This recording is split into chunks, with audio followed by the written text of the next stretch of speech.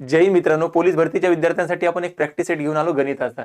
या प्रॅक्टिस सेटमध्ये तुम्हाला 2019 ते 2024 पर्यंत जे काही पोलीस भरतीचे प्रश्न आले होते, जे टफ होते, थोडेसे तुम्हाला अवघड जात होते, म्हणजे 20 प्लस प्रश्नांचा आज आपण एका व्हिडिओमध्ये सराव करणार आहोत। ते एका टॉपिकचे नाहीये, फक्त गणिताचे आहे। गणितामध्ये वेगवेगळ्या प्रकारचे प्रश्न आहेत ते। जिथे त्या प्रकारचं बेसिक सांगावं लागेल तर तिथे मी बेसिक सांगणार, म्हणजे जे काही नवीन विद्यार्थी असून तयारी करणार आहे त्यांना पण हा सपोर्ट झाला पाहिजे। आणि हा प्रॅक्टिस सेटची सीरीज आपली जोपर्यंत तुमचा पेपर होत नाही तोपर्यंत चालूच राहणार कंटिन्यू।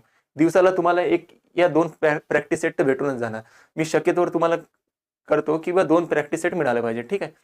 चला तर मग आपण आता प्रॅक्टिस सेटला सुरुवात करू, जास्त वेळ न घेता। हा आपला पहिल्या नंबरचा प्रॅक्टिस सेट आहे। हा 1 नंबरचा प्रॅक्टिस सेट आहे। आता याच्यानंतर आपलं प्रॅक्टिस सेट येत राहणार। पहिलाच प्रश्न आहे तुमच्या स्क्रीनवर, एक कार मध्ये जाताना 30 किलोमीटर पर आवर्स वेगाने जाते व परत येताना 20 किलोमीटर पर आवर्स वेगाने परत येते, तर तिचा सरासरी वेग किती? तर सरासरी ॲव्हरेज स्पीड काढण्यावर आपलं सूत्र होतं। आपल्याला ॲव्हरेज स्पीड काढण्याचं सूत्र माहित पाहिजे, म्हणजे सरासरी जर वेग काढायचा आहे आपल्याला, सरासरी वेग काढायचा आहे, त्याच्यासाठी एक सूत्र आहे। सरासरी वेग बरोबर काय असते? 2 गुणिला S1 गुणिला S2। काय आहे तर सांगतो, समजावतो हे भांडण। भागेला असते S1 प्लस S2। म्हणजे बघा इथं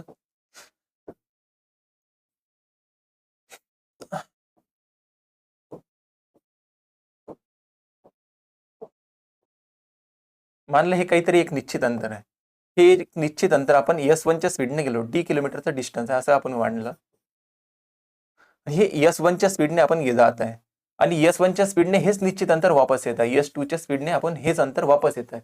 विचारण्यात येते हा जो काही जाण्याचा आणि हा संपूर्ण परत वापस येण्याचा, जाणे आणि परत वापस येणे या संपूर्ण कालावधीसाठी ॲव्हरेज स्पीड किती होता असं विचारण्यात येते। जेव्हा आपल्याला ॲव्हरेज स्पीड विचारणार, सरासरी वेग विचारणार, तर आपण 2 टप्पे आहे। 2 का आले? कारण की एक जाण्याचा टप्पा आहे, एक परत वापस येण्याचा, म्हणून 2 आले।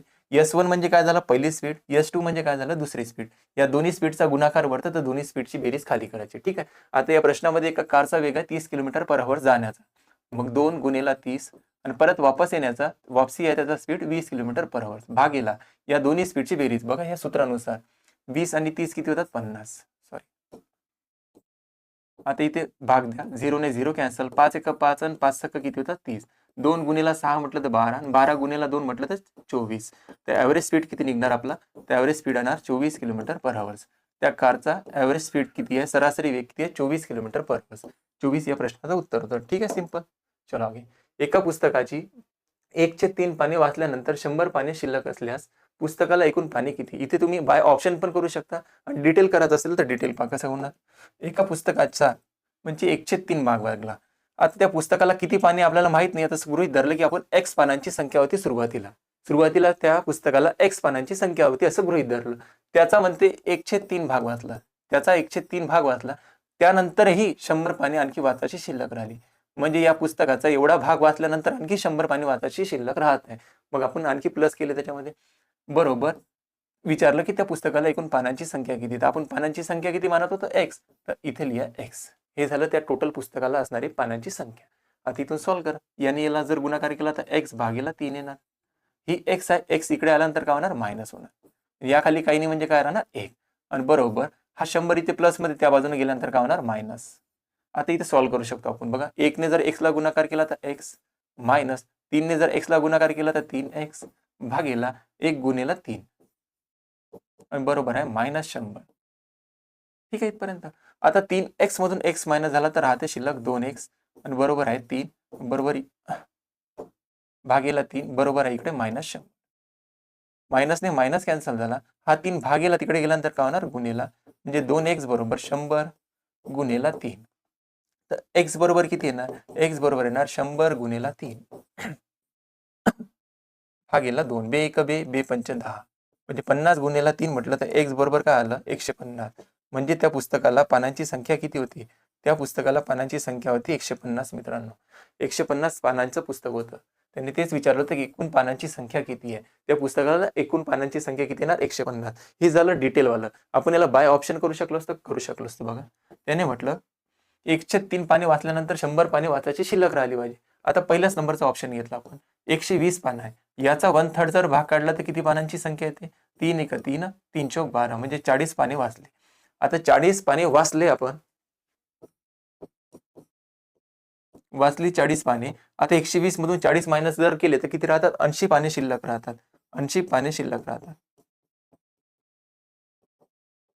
80 पानं काय राहतात? शिल्लक राहतात. परंतु 80 शिल्लक राहतात का? पुस्तकातला पाने किती शिल्लक राहतात? म्हणते 100 पाने शिल्लक राहतात. बघा 100 पाने शिल्लक, म्हणजे पहिलं ऑप्शन आपलं चुकीचं आहे. ठीक आहे ना. आता आपण दुसरं ऑप्शन चेक करू शकतो. बघा 150 पानं आहे, त्याचा 1/3 भाग वाचल्यानंतर 100 पाने शिल्लक राहिले पाहिजे. आता 150चा 1/3 जर काढला तर 3 एका 3 आणि 3 पाचशे 15, म्हणजे 50 पाने वाचले आपण. 50 पाने वाचले, 150 मधून 50 पाने वाचले तर किती शिल्लक राहणार? 100 पाने शिल्लक राहतात. आपली कंडिशन सॅटिस्फाय होते. म्हणजे ऑप्शन थ्रू जरी गेलो तरी आपण 150च उत्तर येते आपलं. ठीक आहे, लक्षात आलं? चलो आगे. जर स्वाती एका तासात 20 पाने लिहिते तर तिला 45 पाने लिहिण्यास किती वेळ लागेल? बघ, 1 तासात 20 पाने लिहिते म्हणते. 1 तास म्हणजे किती होतात? 60 मिनिटं. 1 तास म्हणजे होते 60 मिनिटं. 60 मिनिटात 20 पाने लिहिते. किती पानं लिहित आहे? 60 मिनिटात 20 पाने लिहिते म्हणते, असं म्हटलं प्रश्नामध्ये. नंतर म्हटलं की 45 पाने, 45 पाने, 45 पाने लिहिण्यासाठी तिला किती वेळ लागेल? तिला किती वेळ लागेल? तुम्ही इथं क्रॉस गुणाकार करून पण उत्तर काढता. बघा 60 पाने लिहिण्यासाठी 20 पाने लिहिण्यासाठी 60 मिनिटं लागते म्हणजे 1 तास. तर 45 पाने लिहिण्यासाठी किती वेळ लागेल?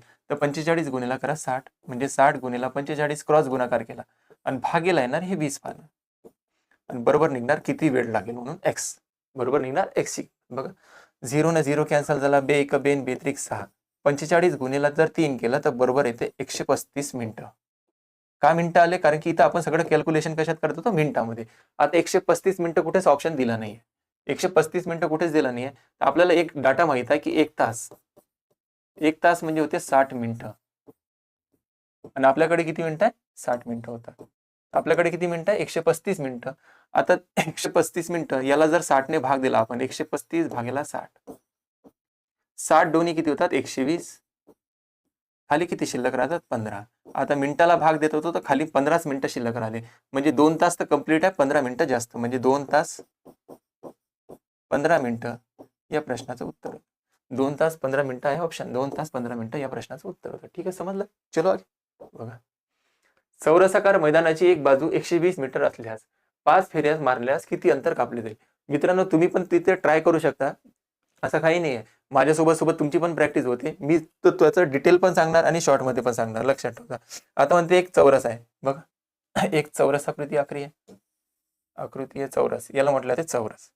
या चौरसाची एक बाजू म्हणजे चौरसाच्या चारही बाजू काय असते? समान असते. चौरसाची चारही बाजू समान असते. एक बाजू आहे म्हणते 120 मीटर असल्यास 5 फेऱ्या मारल्यास किती अंतर? आता यांनी म्हटलं की या प्रश्नामध्ये 5 फेऱ्या मारायच्या आहे. किती फेऱ्या मारायच्या मित्रांनो? 5 फेऱ्या, म्हणजे ह्या 5 फेऱ्या मारायच्या. आता आपल्याला शोधायचं आहे की एक फेरा किती मीटरचा आहे. हा जो काही एक फेरा मी काढला इथं, हा एक फेऱ्याचा माप किती मीटर आहे? एका फेऱ्याचं माप किती मीटर? आता ते कसं निघणार? याला म्हटलं जाते परिमिती. हे झाली आउटर जर काढायचं असेल तर याला म्हटलं जाते चौरसाची परिमिती. चौरसाची परिमिती, चौरसाची परिमितीचं सूत्र आहे 4 गुणिला बाजू. 4 गुणिला बाजू.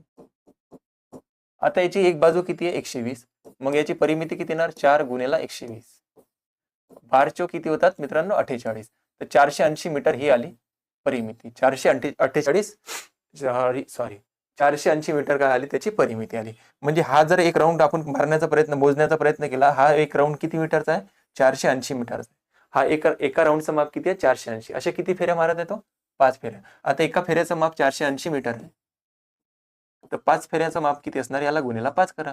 5 0 0, 5 8 40, हात चालले 4, 5 चोक 20, 20 आणि 4 किती होतात? 24. म्हणजे 2400 मीटरचं अंतर असेल. 2400 मीटर. परंतु 2400 मीटर वगैरे इथं कुठे दिलाय का? नाही दिलाय.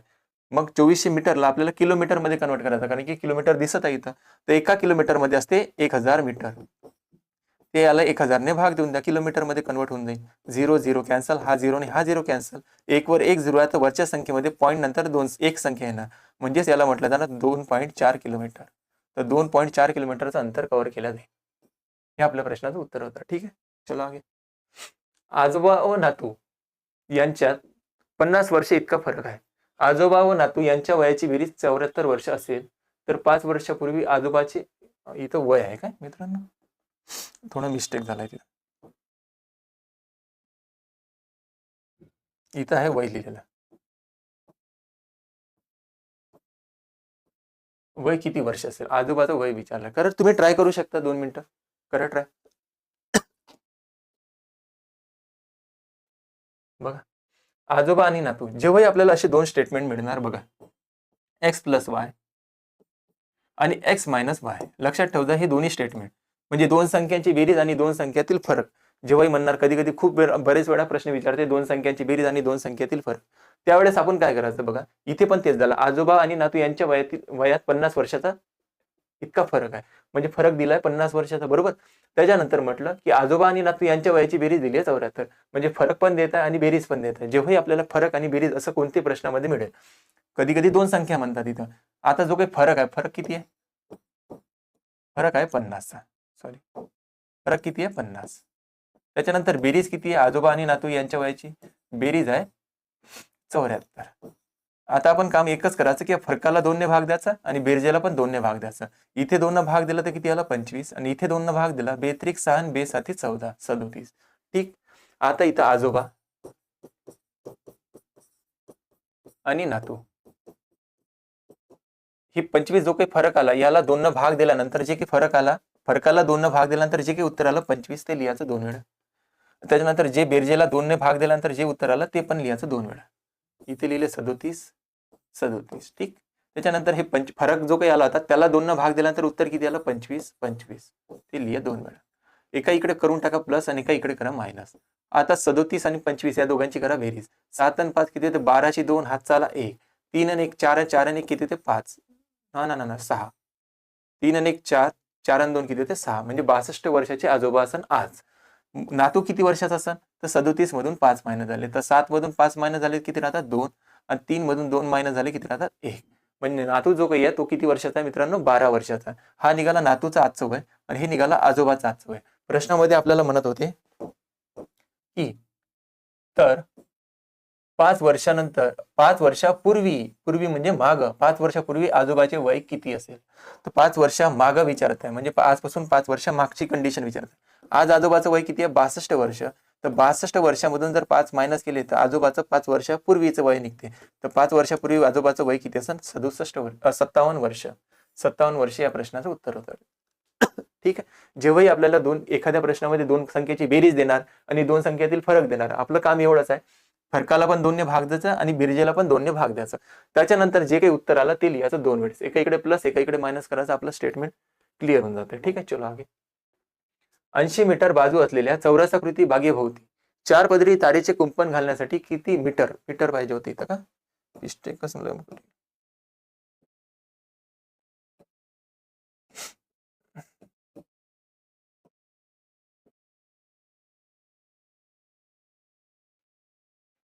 करा तुम्ही ट्राय.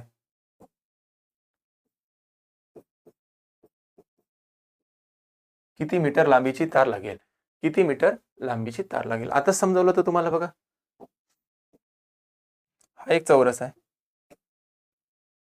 80 मीटर बाजू असलेल्या, आता चौरसाच्या चारही बाजू काय असतात? समान असतात. एक चारही बाजू समान असतात, याची एक बाजू आहे म्हणते 80 मीटरची.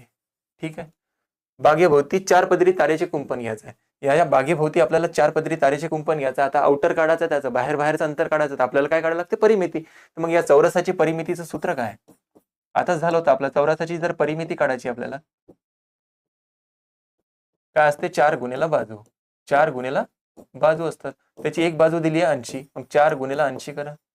8 चौक किती होतात? 32. म्हणजे एक जो काही पदर आहे, म्हणजे हा जो काही एक फेरा घेणार आहे ताराचा, हा किती मीटरचा बेटा?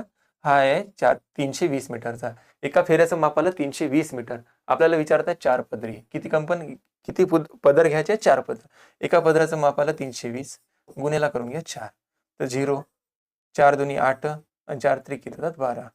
म्हणजे 1280 मीटरचा तार लागेल. किती मीटरचा तार लागेल? 1280 मीटरचा. आता ऑलरेडी मीटरमध्ये दिला आहे, तर आपलं उत्तर मीटरमध्येच राहणार. 1280 मीटरचा. ठीक आहे. चलो आगे. एका पुस्तकाची छापील किंमत 10 रुपये असून त्या पुस्तकावर 10% सूट मिळाली तर त्या पुस्तकाची विक्री किंमत किती? लक्षात ठेवा.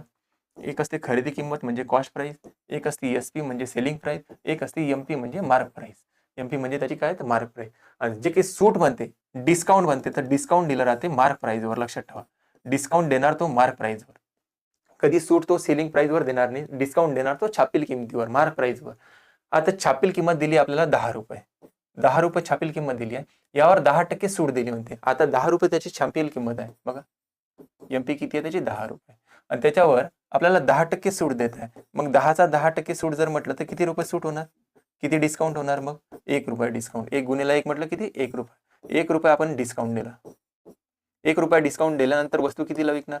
आता 10वर ₹1 डिस्काउंट देत आहे तर किती रुपयाला विकायला पाहिजे, ₹9. आणि आपल्याला तेच विचारलं होतं त्या पुस्तकाची विक्री किंमत किती असेल, सेलिंग प्राइस किती असेल.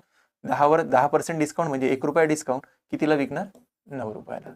₹9 आपल्या प्रश्नाचं उत्तर. 5 क्रमवार संख्यांची सरासरी 14 आहे, तर त्यापैकी सर्वात लहान आणि सर्वात मोठ्या संख्येची बेरीज किती. 5 क्रमवार संख्या म्हणते बघा,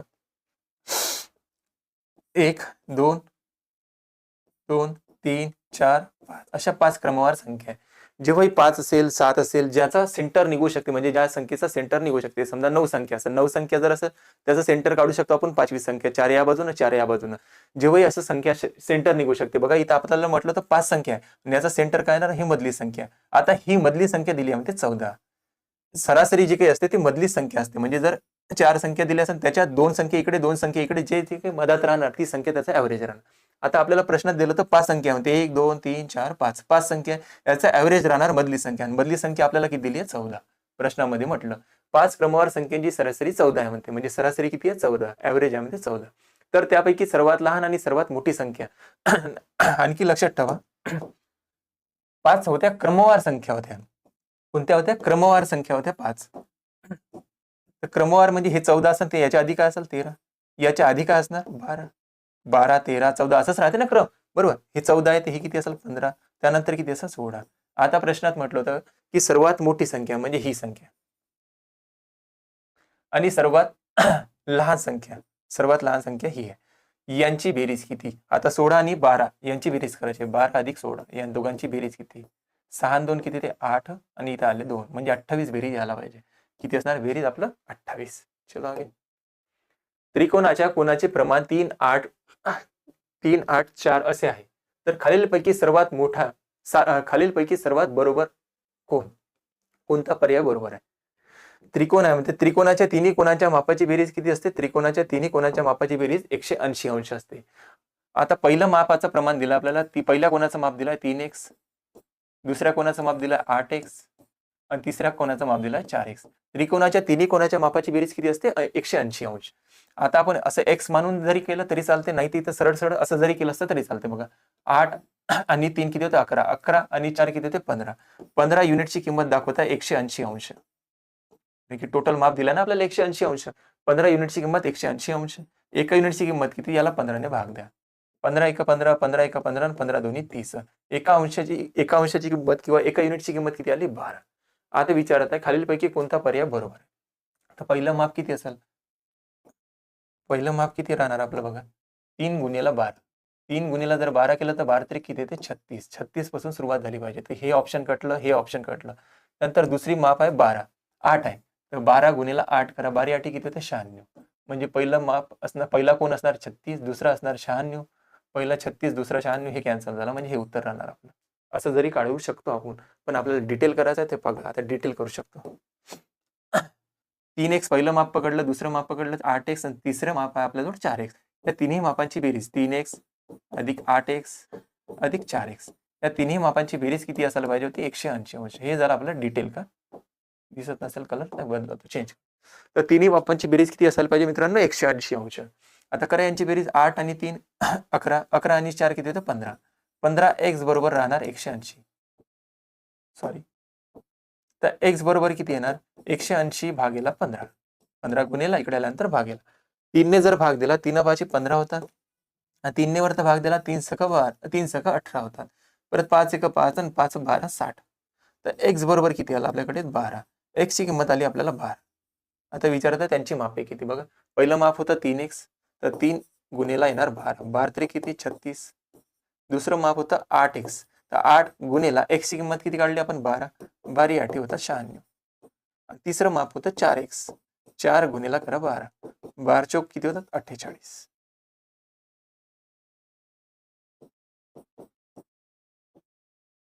ठीक आहे, इथं 8 होते. ठीक, अशा पद्धतीने आपण काढू शकलो असतो. चलो नेक्स्ट. एक फळ विक्रेता 1 रुपयामध्ये 22 लिंबू खरेदी करतो आणि 30 रुपयामध्ये 25 या दराने विक्री करतो, तर त्याच्या नफ्याची टक्केवारी किती? बघा, एक फळ विक्रेता म्हणते 1 रुपयामध्ये 22 लिंबू खरेदी करतो. बघा, 1 रुपयामध्ये किती खरेदी करताय? 22 वस्तू खरेदी करताय. इकडे आहे किंमत. 1 रुपयामध्ये 22 वस्तू खरेदी करताय आणि 3 रुपयामध्ये तो 25 वस्तू विकत आहे. 25 लिंबू या दराने विक्री करतो, तर त्याला होणारा शिकडा नफा किती? बरोबर लक्षात आहे. आता तुम्ही विचार करा, ही झाली त्याची कॉस्ट प्राइस. खरेदी करतो म्हणते ना, म्हणजे खरेदी किंमत झाली कॉस्ट प्राइस. हे झाली त्याची सेलिंग प्राइस म्हणजे विक्री किंमत. सेलिंग प्राइस म्हणजे काय होतं? विक्री किंमत. कॉस्ट प्राइस आहे 1 रुपयाला 22 वस्तू आणि तो विकत आहे 3 रुपयाला 25 वस्तू. आता 22 वस्तू खरेदी करून 25 वस्तू खरंच विकू शकते का? नाही विकू शकत. तर आपण इथं काय करा, वस्तूची किंमत सारखी करा. 22 खरेदी करता आणि 25 विकता असं थोडी होऊ शकते. ती आता वस्तूची किंमत सारखी करा. वस्तूची किंमत सारखी कशी होणार? तर 22 आणि 25 ने भाग जाणारी संख्या शोधा. आता एक काम करा, याला 25 ने गुणाकार करून घ्या आणि याला करून घ्या 22 ने गुणाकार. म्हणजे इथं वस्तूची किंमत काय झाली? क्वांटिटी काय झाली? सारखी झाली. इथे 22 गुणेला 25 आहे आणि खाली पण 22 गुणेला 25. वस्तूची क्वांटिटी सुरुवातीला खरेदी केली किती? 22 गुणेला 25. विकली किती? तर 22 गुणेला 25. वस्तूची क्वांटिटी झाली सेम. आता इथे जर 25 न गुणाकार झाला तर इथे 25 न गुणाकार करा आणि इथे 22 न गुणाकार तर इथे 22 न गुणाकार करा. म्हणजे इथून आपण असं सरळ सरळ म्हणू शकतो, वस्तू खरेदी कितीला केल्या? 25 गुणेला 1 म्हणजे 25 रुपयाला. वस्तू विकत कितीला आहे? 22 गुणेला 3. तर 22 गुणेला 3 म्हणजे सेलिंग प्राइस किती झाली आपली? 66 रुपये. बरोबर का नाही? 22 तरी किती होतं? 66. आता 25 ला वस्तू खरेदी करत आहे आणि 66 रुपयाला विकत आहे म्हणजे किती रुपये नफा होत आहे? 66 मायनस 25 करा. 6 मधून 5 महिने झाले 1, 6 मधून 2 महिने झाले किती राहतात? 4. 41 रुपयाचा फायदा होत आहे. 41 रुपयाचा काय होत आहे? नफा होत आहे. आणि त्यांनी विचारलं नफ्याची टक्केवारी सांगा किती? आणि नफा तोटा कशावर होते मित्रांनो? खरेदी किमतीवर होते. तर खरेदी किंमत किती होती आपली? 25 रुपये. बघा, इथे कॉस्ट प्राइस किती लिहिलं? 25. त्यावर प्रॉफिट किती होते आपल्याला? 41 रुपयाचा. त्यांनी विचारलं पर्सेंटमध्ये सांगा बा, 100% मध्ये किती? 25 एक 25 आणि 25 चौक किती होता? 100. 4 एक 4 आणि 4 चौक किती होता? 16. 4 चौक 16. 164% काय होणार आपल्याला? प्रॉफिट होणार. 164% काय होणार? प्रॉफिट, नफा होणार. 164 आपल्या प्रश्नाचं उत्तर. चलो आगे.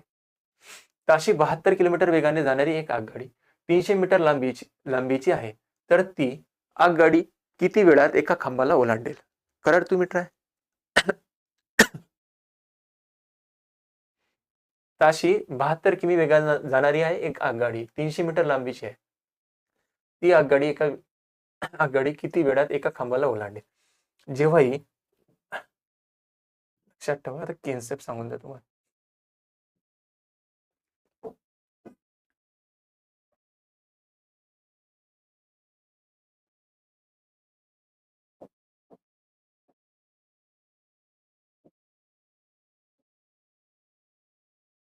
मानला हा खांब आहे आपण, ही आगगाडी आहे म्हणते, ही आगगाडी आहे, ही या खांबाला किती वेळात ओलांडते म्हणतात?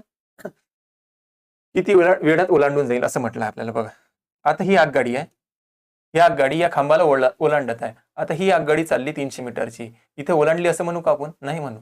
इथे ओलांडली या गाडीला असं म्हणू का? नाही म्हणू शकत. जोपर्यंत हे आगगाडीचं शेवटचं टोक इथं बसत नाही तोपर्यंत गाडी ओलांडली असं म्हणू शकत नाही. तर मग आगगाडीनं आपण स्वतःचं अंतर पार केलं का या खांबाचं अंतर पार केलं? आगगाडीनं कोणतं अंतर पार केलं? बघा, आणखी परत बघा. तुम्ही आता गाडी इथे उभी आहे, एका खांबाला ओलांडत आहे. ही 300 मीटरची गाडी आहे. ही किती मीटरची गाडी आहे? 300 मीटरची. आणि आता ही या खांबाला ओलांडत आहे म्हणते. आता हे ओलांडलं का या गाडीने? नाही ओलांडू शकत. याला ओलांडलं का? नाही ओलांडलं. आता जोपर्यंत हे शेवटचं टोक इथे येत नाही तोपर्यंत ओलांडलं असं म्हणू शकत नाही आपण. बरोबर? म्हणजे इथून सांगायचा असा उद्देश झाला, जोपर्यंत गाडी हे 300 मीटरचा डिस्टन्स त्या खांबापासून काढत नाही तोपर्यंत ओलांडली असं म्हणत नाही. म्हणजे या गाडीच्या मापासमोर या खांबाचं माप घ्या नका घेऊ काही फरक पडत नाही. ते एक सूत्र आहे आपलं, अंतर बरोबर वेग गुणिला असते वेळ आणि गुणिला असते 5/18. गाडी एखाद्या खांबाला ओलांडत आहे तर स्वतःचं अंतर त्या खांबापासून काढत आहे. तर गाडी किती मीटरची आहे? बघा, 300 मीटरची गाडी आहे म्हणते. तिचा वेग किती दिलाय? स्पीड दिलाय 72 किलोमीटर पर आवर. ती या खांबाला किती वेळात ओलांडून जाईल आपल्याला माहित नाही, तर म्हणलं आपण x आणि गुणिला करा 5/18. इथे भाग द्या. आता तुम्ही 9 ने भाग द्या, 18 ने भाग दिला तरी चालतं. 9 ने जर भाग दिला, 9 दुनी 18 आणि 9 8 होतं 72. सॉरी, 9 आठी किती होतात 72. बे एक बे आणि बे चौक होतात 8. 4 गुणिले 5 म्हटलं किती होते 20. म्हणजे 300 बरोबर 20 गुणिला x. तर x बरोबर किती येणार? हा 20 गुणिला इकडे आल्यानंतर भागेला म्हणजे 300 भागेला 20. 300 भागेला 20 जर म्हटलं तर 2 ने 30 ला भाग दिला तर उत्तर किती येते 15. आणि हे कशात उत्तर येणार? सेकंदामध्ये, नाही मिनिटामध्ये नाही मारायचं. 15 सेकंद. का? कारण की इथं सेकंदाचं चालू आहे. मीटर पर सेकंद मध्ये रूपांतर करण्यासाठी आपण कितीने गुणाकार केला? 518 ने. लक्षात आलं असेल तुमच्या. चलो. 3 बहिणी यांच्या वयाची सरासरी 20 वर्ष असून त्यांचे, अरे यार मिस्टेक आहे, त्यांचे वय दिलेले आहे. त्यांचे वय म्हटलं आहे बरं. त्यांचे वय अनुक्रमे 2, 3, 5 आहे. तर सर्वात लहान पाहिजे का? सर्वात लहान बहिणीचे 5 वर्षानंतरचे वय किती म्हणते? 5 वर्षानंतरचं सगळे जिकडे मिस्टेक करून ठेवली आहे टॅपिंग. बघा मित्रांनो, 3 बहिणीच्या वयाची सरासरी 20 वर्ष आहे. आता इथे एक सूत्र सांगून देतो डिटेलवाला. सरासरी बरोबर असते एकूण संख्यांची बेरीज. एकूण संख्यांची बेरीज आणि भागेला असते एकूण संख्या. एकूण संख्या याच फॉर्म्युल्यामध्ये आणखून बदल करू शकतो आपण. बघा, यालाच असं पण लिहू शकतो. हा एकूण संख्या इथं गुणेला इकडे आल्यानंतर भागेला, आणि जे भागेला इकडे आल्यानंतर गुणेला. सरासरी गुणेला जर एकूण संख्या केला, आपण संख्या केल्या तर आपल्याला मिळते एकूण संख्यांची बेरीज. एकूण संख्यांची बेरीज. लक्षात ठेवा. आता 3 बहिणी आहे, यांच्या वयाची सरासरी 20 वर्ष आहे. बघा, 3 बहिणी आहे, यांच्या वयाची सरासरी 20 वर्ष. आता या फॉर्म्युल्यात मी किंमत ठेवतो. 3 बहिणी आहे, यांच्या वयाची सरासरी किती दिली आहे? 20 वर्ष. 3 बहिणीच्या वयाची सरासरी किती दिली आहे? 20 वर्ष. 3 बहिणी म्हटलं तर 3 संख्या म्हणून भागेला 3. सरासरी एकूण संख्यांची बेरीज. आता एकूण संख्या, आता त्यांच्या वयाचा गुणोत्तर किती दिला? 3 1 3 2 2 3 5. म्हणजे पहिल्या बहिणीचं वय असेल 2x वर्ष, दुसऱ्या बहिणीचं वय असेल 3x वर्ष असं मानलं आपण, आणि तिसऱ्या बहिणीचं वय असेल 5x वर्ष. या 3 बहिणी होत्या, एकूण संख्यांची बेरीज भागेला एकूण संख्या बरोबर निघते आपली सरासरी. तर सर्वात लहान बहिणीचे 5 वर्षानंतरचं, पहिले तर आजचं वय काढून घेऊ, त्या बहिणीचं किती आहे, प्रत्येकीचं आजचं वय किती आहे. आता 3 इथे भागेला मित्रांनो, इकडे गेला तर काय होणार? गुणेला. या सर्व संख्येची काय होणार? बेरीज. 2 आणि 3 5, 5 आणि 5 किती होते? 10x. 10x बरोबर 20 गुणेला करायला लागेल आपल्याला 3. तर 10x बरोबर 20 गुणेला 3 असंच ठेवा. इथे असं करू शकतो आपण. x बरोबर काय होणार? हा 10 गुणेला इकडे आल्यानंतर भागेला, सॉरी 0 ने 0 कॅन्सल झाला. तर x बरोबर आपल्याकडे किती आलं? 3 गुणेला 2 किंवा 2 गुणेला 3 म्हणजे किती होते? 6. x ची किंमत आली 6. आता विचारते की सर्वात लहान बहीण आहे, तिचं 5 वर्षानंतरचं वय किती? आता या सर्व प्रमाणामध्ये सर्वात लहान कोण दिसते? बघा तुम्ही, सर्वात लहान कोणाचं वय दिसते? हे पहिल्या बहिणीचं 2x वर्ष. मग सर्वात लहान बहीण आहे 2x वर्षाची. एका x ची किंमत काढली आपण 6, तर 2 गुणेला करा 6. साइन दोन्ही किती होते मित्रांनो? 12. म्हणजे सर्वात लहान बहीण झाली 12 वर्षाची. परंतु तिने आजचं विचारलं नाही, त्याच्या 5 वर्षानंतरचं. आता 12 मध्ये आपण 5 प्लस करून घ्या. 12 आणि 5 किती होते? 17. सर्वात लहान बहिणीचं 5 वर्षानंतरचं वय किती असणार? 17 वर्ष. ठीक आहे, चलो आगे. 2 संख्यांचे गुणोत्तर दिलाय 5 11. त्यांच्यामधील फरक दिलाय 90. तर त्यापैकी लहान संख्या कोणती? तुम्ही काढू शकता. प्रश्न हे सर्वचे सर्व भरतीला आलेले आहे, असं काही नाही, तुम्ही ट्राय करा. 2 संख्यांचे गुणोत्तर दिलाय 5 11. मानलं पहिली संख्या आणि दुसरी संख्या, यांचा रेशो दिलाय 5 11. त्यांच्यामधील फरक, आता आपण रेशो मध्येच फरक पाहून घ्या कितीचा आहे. 2 संख्या, पहिली संख्या 5 मानली, दुसरी संख्या 11 मानली. या दोघांमध्ये जर फरक पाहिला कितीचा आहे? 6चा.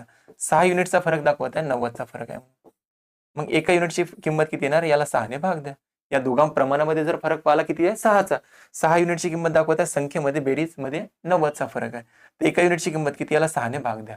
परंतु आपल्याला विचारलं त्यापैकी सर्वात लहान संख्या कोणती? तर लहान प्रमाण कोणतं आहे? 5. गुणेला करून घ्या 5. 5 युनिटची किंमत किती? आता भाग तोडा. 3 दोन्ही 6, 3 त्रिक किती होतात? 9. 3 त्रिक किती होतात? 9. 0. 3 1 3, बे 1 बे, बे 15 30. 15 त्रिक किती येते? 75. सर्वात लहान संख्या कोणती असेल? 75. 75 आपल्या प्रश्नाचं उत्तर आहे. सोपी सोपी पण आहे काही काही उत्तर. चला आगे. एका व्यवहारात झालेला 7200 रुपये नफा ABC यांनी अनुक्रमे 2, 3, 4 या प्रमाणात वाटल्यास तर बीचा वाटा किती? बघा, व्यवहारात नफा झाला म्हणते 7,200 रुपये आणि ए बी सी यांनी कोणत्या प्रमाणात वाटला? ए बी आणि सी यांनी वाटला म्हणते 2, 3 आणि 4 या प्रमाणात वाटत आहे. तर त्यात बीचा वाटा किती? आता टोटल जे काही वाटे झाले त्याचे प्रमाण किती आहे? पहिल्याला भेटले 2 हिस्से, दुसऱ्याला भेटले 3 हिस्से आणि तिसऱ्याला भेटले 4 हिस्से. या तिन्ही हिस्स्यांची जर बेरीज केली आपण, बघा या तिघांची जर बेरीज केली 2 आणि 3 किती होते? 5, 5 आणि 4 किती होते? 9. 9 युनिटची किंमत दाखवतात टोटल 7,200 रुपये. एकूण किती दाखवतात? 7,200 रुपये. तर एका युनिटची किंमत किती? याला 9 ने भाग देऊन द्या. 9 1 9, 9 8 किती होतात? 72. म्हणजे एका युनिटची किंमत किती आली? 800 मित्रांनो. एका युनिटची किंमत किती आली? 800. बहुत बढिया. म्हटलं बीचा वाटा किती? तर बीचा वाटा इथे किती दिसत आहे? 3 युनिट. बीची किंमत किती दिसत आहे? 3 युनिट. एका युनिटची किंमत किती आली? 800. तर 3 युनिटची किंमत किती? तर 800 गुणिले 3 करा. 8 3 किती होतात मित्रांनो? 24. 2400 रुपये असेल बीचा वाटा. 2400 रुपये आपल्या प्रश्नाचं उत्तर असेल. ठीक आहे. आगे नेक्स्ट. 1200चे 12% बरोबर 400चे किती टक्के आहे? टक्केवारीवाला प्रश्न आहे. आणि हे सर्वच्या सर्व सांगत आहे की हे पोलीस भरतीला आलेले प्रश्न आहे. असं काही मी माझ्या मताने घेतले नाही. लक्षात ठेवायचं, याची प्रॅक्टिस करा. यासारखे प्रश्न येणार. याच्यापेक्षा दुसरं व्यवस्थित व्यतिरिक्त काही येणार नाही. फालतू काही जास्त आपल्याला ताण घ्यायचा नाही. आपल्याला पोस्ट निघाली, काम झालं आपलं. त्याच्यामुळे तुमचे जे काही मागचे प्रश्न आलेले आहेत त्याच्यावर खूप भर द्या. लक्षात ठेवा. आणि ज्या विद्यार्थ्यांना थोडं कमी समजत असेल त्यांनी एकदा दोनदा व्हिडिओ बघितला तरी येऊन जाते, कारण की मी खूप स्लोली शिकवतो. बघा, 1200चे चे म्हटलं म्हणून काय येणार? गुणाकार. 12% म्हटलं म्हणून 12 भागेला 100. जेव्हाही कधी याला कोणत्याही संख्येला हे पर्सेंटेज साईन लागलं असेल त्याच्या खाली 100 लिहायचे, हे लक्षात ठेवा. 1200 चे म्हटलं म्हणून गुणाकार 12% बरोबर किती आहे म्हणते? 400. आता आपल्याला काढायचं आहे 400चे किती टक्के आहे बा. ह्या 400चे म्हणते तो किती पर्सेंट आहे? तर किती पर्सेंट आहे आपल्याला माहित नाही. मानलं x% आहे, आपण गृहीत धरलं. कारण की 400चे किती टक्के आहे? 1200चे 12% आपल्याला 400चे किती टक्के आहे माहित नव्हतं. तर मानलं आपण x% आहे. x%ला आणखी सुंदर लिहायचं झालं तर आपण असं लिहू शकतो. x% ला आपण असं लिहू नाही शकत का? x भागेला काय येणार? हा पर्सेंटेज लागला, x ला पर्सेंट लागला म्हणून भागेला काय ते 100. आपण अशा प्रकारे मेन्शन करू शकतो. ठीक आहे. बरं, हे करून काय मिळालं आपल्याला? बघा, इथे 100 आहे, इथे 100 आहे. दोन्ही साईडनं 100 100 आहे. मधात चिन्ह कोणतं आहे? 12. मधात चिन्ह कोणतं आहे? तर बरोबरचं चिन्ह आहे. इथे 100 आहे, इथे 100 आहे. हा 100 इथे भागेला, इकडे गेल्यानंतर गुन्हेला होणार. आपण करा कॅन्सल. ठीक आहे, आपण गेले कॅन्सल. त्याच्यानंतर इथे 400 गुन्हेला, इकडे आल्यानंतर काय होणार? भागेला. तर सरळ इथेच भाग देऊ शकतो आपण. 2 0 2 0 कॅन्सल. 4 1 4 आणि 4 3 किती होतं मित्रांनो? 12. तर 3 गुन्हेला 12 म्हटलं तर 12 3 किती होते? 36. सॉरी, 12 3 किती होते? 36. किती पर्सेंट आहे मित्रांनो? x ची किंमत किती पर्सेंट आली? 36%. तर किती पर्सेंट आहे? 36% आपल्याला नाही समजलं असेल तर मी डिटेल सांगतो. बघा, 1200 म्हटलं तर 12%. ज्याला हे कटिंग नाही समजली असेल तर आता मी सांगतो. 400 चा किती टक्के आहे म्हणते? आपण मानलं x टक्के आहे. 100 100 तर कॅन्सल होणारच आहे, कारण की भागेला तिकडे गेल्यानंतर गुन्हेला होणार, तर कॅन्सल केले. म्हणजे इथं आलं 1200 गुन्हेला 12 आणि बरोबर इथं आहे 400 गुन्हेला x. आपल्याला x ची किंमत काढायची. x ठेवा इथं. 400 गुन्हेला इकडे आल्यानंतर भागेला 1200 गुन्हेला 12 भागेला येणार 400.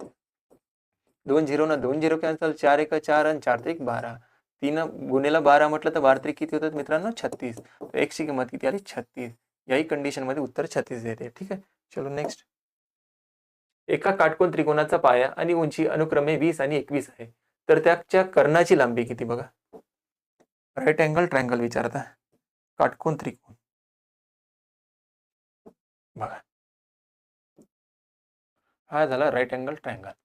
काटकोन त्रिकोण, त्याची एक बाजूची लांबी दिली आहे, त्याची उंची दिली आहे 20 सेंटीमीटर. उंची दिली आहे 20. काही लिहा, ही झाली त्याची हाईट. आणि त्याच्यानंतर पाया दिला 21. पायाची किंमत दिली आहे 21. ही हाईट दिली आहे 20 आणि ही दिली आहे 21. विचारलं कर्णाची लांबी किती? हा जो काही राईट अँगल ट्रायंगल असते हा झाला 90 अंश. या 90 अंशाच्या मापाच्या समोर जे काही असते त्याला म्हटलं ते कर्ण. लक्षात ठेवा. आणि इंग्लिशवाले त्याला म्हणते हायपोटेनियस. हा झाला बेस आणि हा झाला परपेंडिक्युलर. ठीक आहे. उंचीला काय म्हटलं ते परपेंडिक्युलर बेस आणि हा झाला कर्ण, त्याला हायपोटेनियस म्हणते. जे विचारलं कर्णाची लांबी किती, म्हणजे याची लांबी काढायची आहे. याच्यामध्ये पायथागोरसचं सूत्र आहे. जर कर्णाचा वर्ग बरोबर राहते पायाचा वर्ग, सॉरी, प्लस उंचीचा वर्ग. उंचीचा वर्ग. इंग्लिश वाले काय म्हणणार याला? Hypotenuse square base square base square plus perpendicular square. आता आपल्याला एच ची किंमत काढायची, एच स्क्वेअरची किंमत काढायची, म्हणजे कर्णाची किंमत. पाया किती आहे त्याचा 21, 21चा वर्ग प्लस परपेंडिक्युलर किती आहे त्याचा 20चा वर्ग. ज्याला हे ट्रिपलेट पार्ट आहे त्याला तर एकदम इझिली निघून शकते बघा. एच स्क्वेअर बरोबर 21चा वर्ग होते 441 प्लस 20चा वर्ग होते 400. आता आपल्याला यांची बेरीज करायची, किती होणार 841. आणि बरोबर इथं येतं हायपोटेनियस स्क्वेअर होता, हा स्क्वेअर होता बरोबर. आता इथे डिटेल लिहितो. हायपोटेनियस स्क्वेअर बरोबर 800 किती आला 41. हा स्क्वेअर कॅन्सल करा, याला टाकून द्या. याला वर्गमुळामध्ये ठेवला आपण 841ला. आणि 841 कशाचा वर्ग आहे मित्रांनो, 841 आहे 29चा वर्ग. म्हणजे कर्णाची लांबी किती आली 29 सेंटीमीटर. 29 सेंटीमीटर आपल्या प्रश्नाचं उत्तर. डिटेल सांगितलं एकदम. नाही तर ज्याला पार्ट असेल हे फॉर्म्युला म्हणजे ट्रिपलेट पार्ट आहे 20 21 29 ट्रिपलेट असते म्हणून त्याची एकदम बढिया आहे.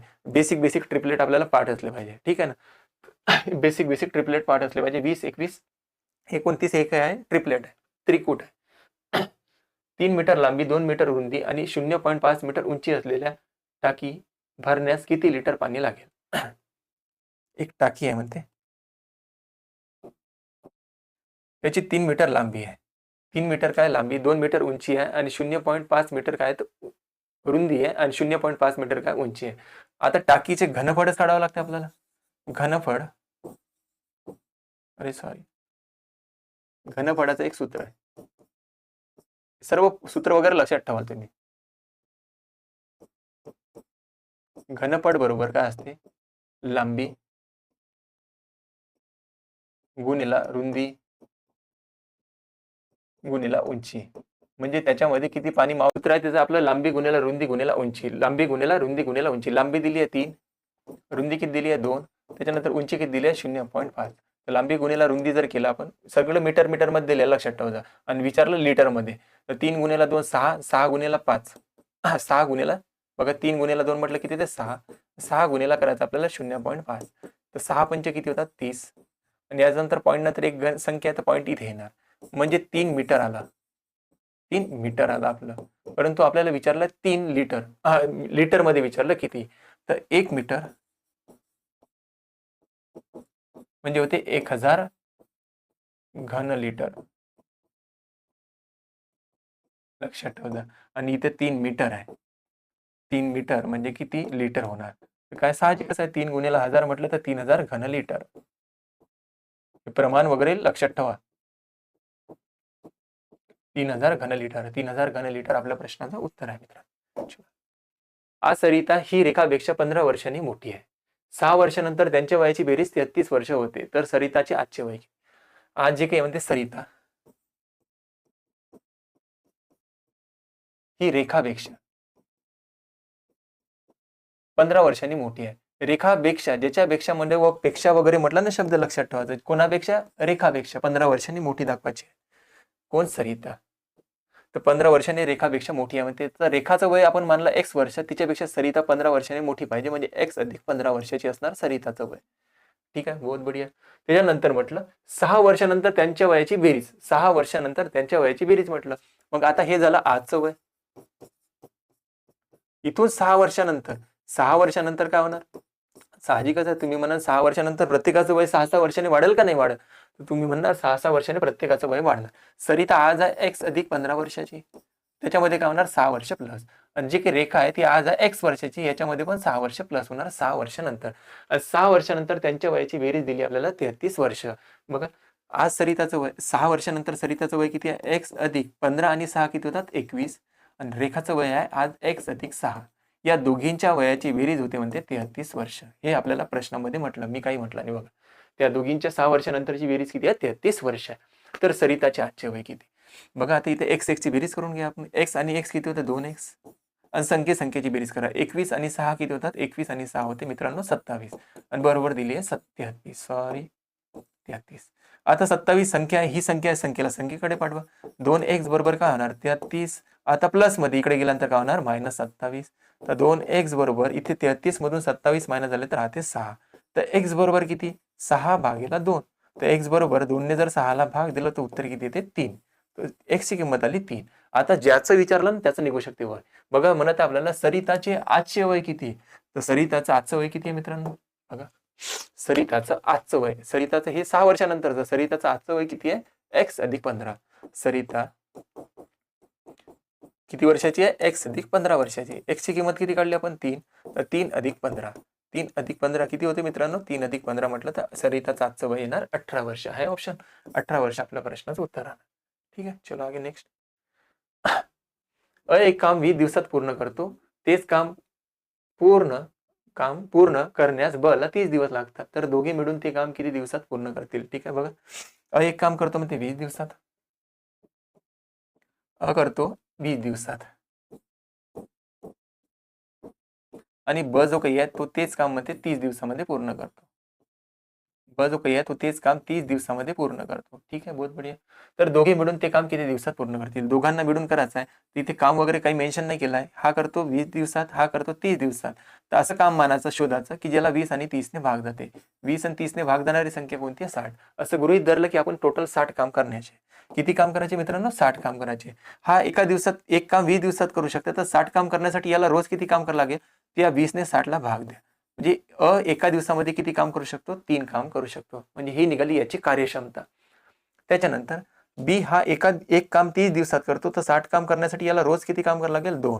का, 30 ने 60 ला भाग दिला, एका दिवसात किती काम करत असेल, 2. आता प्रश्नामध्ये म्हटलं होतं त्या दोघांनी एकत्र येऊन काम केले, तर काम टोटल आपल्याला किती करायचे, 60. आणि दोघेही एकत्र जर आले तर एका दिवसात एका दिवसात 3 काम करतं, ब एका दिवसात 2 काम करतं, तर दोघंही एकत्र आले तर एका दिवसात 3 आणि 2 किती काम होते, 5. 60 काम करण्यासाठी किती वेळ लागेल, 5 एक 5, 5 एक 5, खाली राहणार 1, 5 दोन्ही 10. दोघंही एकत्र मिळून ते काम किती दिवसात पूर्ण करतील मित्रांनो, 12 दिवसात. 12 दिवसात आपल्या प्रश्नाचं उत्तर आहे. ठीक आहे, आता आपले प्रश्न संपले. भेटू आपण पुढच्या भागामध्ये. लक्षात ठेवा, हे व्हिडिओची प्रॅक्टिस सेट तुम्हाला आता सुरूच राहणार कंटिन्यू. हा प्रॅक्टिस सेट पहिल्या क्रमांकाचा होता, लगेच मी दुसरा प्रयत्न करतो लगेच लवकरात लवकर देण्याचा. आणि तुमच्या मित्रांना जरूर शेअर करा. हा व्हिडिओ जिथे शेअर नाही झाला असेल किंवा तुमच्या मित्रांना माहिती नसेल त्यांच्याजवळ हा पोहोचवा. ठीक आहे, भेटू पुढच्या व्हिडिओमध्ये. जय हिंद मित्रांनो.